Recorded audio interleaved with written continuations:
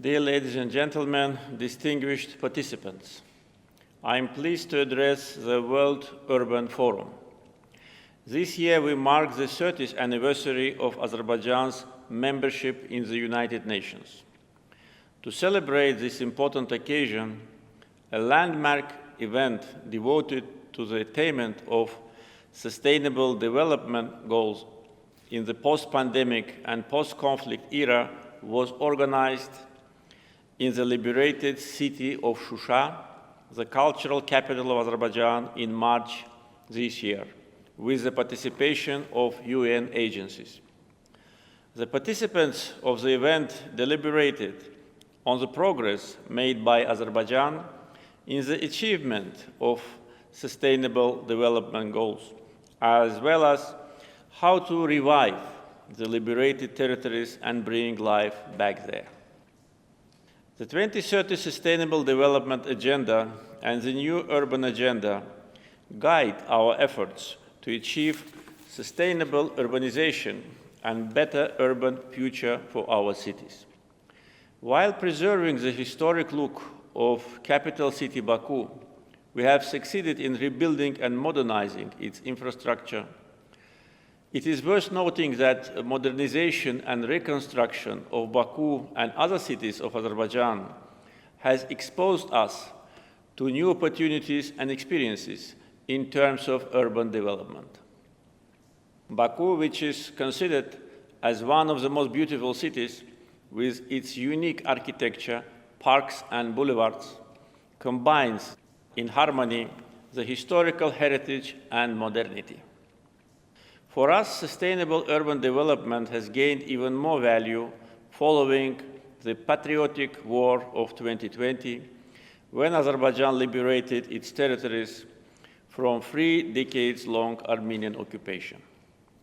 Armenia has purposefully destroyed cities and villages and robbed and plundered every cultural and religious monument in the occupied territories of Azerbaijan throughout its almost 30-year occupation, turning them into a stark example of urbicide and culturocide. Perhaps the destruction of cities of this extent has not occurred anywhere else in the world since the Second World War. 9 Azerbaijani cities and hundreds of villages have been wiped out. Destruction of Agdam city was of such magnitude that it was named by international experts as Hiroshima of Caucasus. In Fuzuli, the Azerbaijani army could not find a single building to raise our flag after liberation. Foreign diplomats, journalists, and representatives of international NGOs have witnessed this vandalism during their visit to the liberated territories and documented the whole scale of destruction.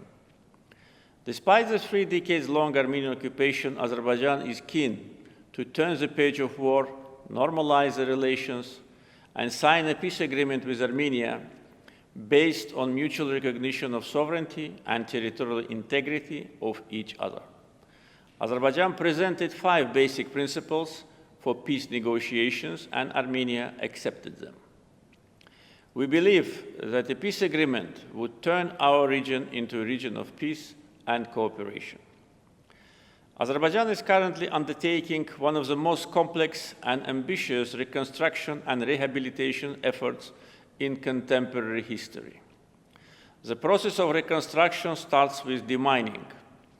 The massive mine contamination is the main challenge ahead of us and slows down reconstruction and return of internally displaced persons. According to initial estimations, during the times of occupation, Armenia planted more than 1 million landmines.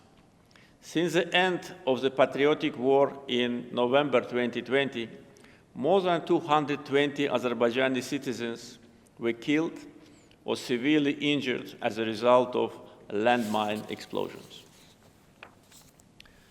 Azerbaijan is applying modern urban planning and utilizing the concept of green energy and zero emissions in the liberated territories.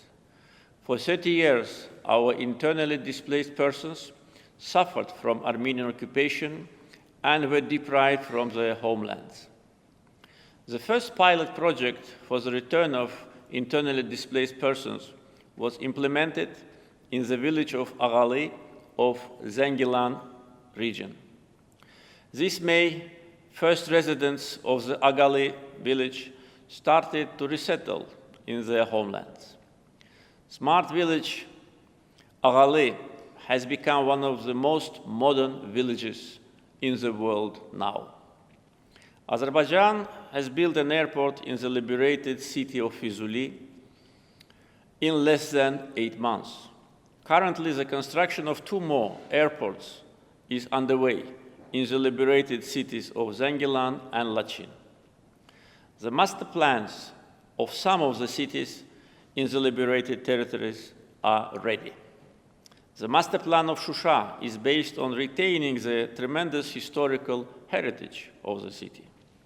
In Aghdam, we are building a completely new city with population of tens of thousands inhabitants, which will become an industrial center of the Karabakh region. The Aghdam Industrial Park, with 200 hectares of area, is already operating and open for investors and entrepreneurs. We are building Zengilan with a view to integrate this city into nature and turning it into a park city. Overall, our target is to combine speed and quality in the reconstruction process, whereas the protection of the environment will be among our priorities. We aim to build inclusive, safe, resilient, and sustainable cities and villages in line with Sustainable Development Goals. New cities and villages will have a harmony of living and working conditions. All this work is being conducted with Azerbaijan's own financial resources. We believe that the reconstruction conducted by Azerbaijan on such a large scale turns our liberated territories into a laboratory of excellence in urban development. Azerbaijan will share its huge experience in this domain with the international community. Having said that, the solidarity and international support in the sphere of reconstruction of the liberated territories is of crucial importance to us. It will strengthen our belief that Azerbaijan is not alone in its noble endeavors. Together with the United Nations, World Bank, and the European Union, we have already implemented the joint recovery needs assessment in our 3 liberated regions. During her visit to Azerbaijan this March, we had a chance to discuss the future of our cooperation with Madam Maimouna Moht Sharif, Executive Director of UN Habitat. Madam Executive Director visited the liberated Aghdam city and witnessed the scale of destruction herself. We are willing to have more close cooperation with UN Habitat in the reconstruction of our liberated territories and expect the experts to be a part of this reconstruction process. The discussion on the organization of the annual National Urban Forum this year in Azerbaijan, in Aghdam, is also underway between Azerbaijan and UN Habitat. In conclusion, it's my great pleasure to announce Azerbaijan's readiness and willingness to host one of the next sessions of the World Urban Forum. As a country with a huge experience in the organization of high-level international events, I am confident that the World Urban Forum in Azerbaijan would be successful. I wish the forum every success. Thank you.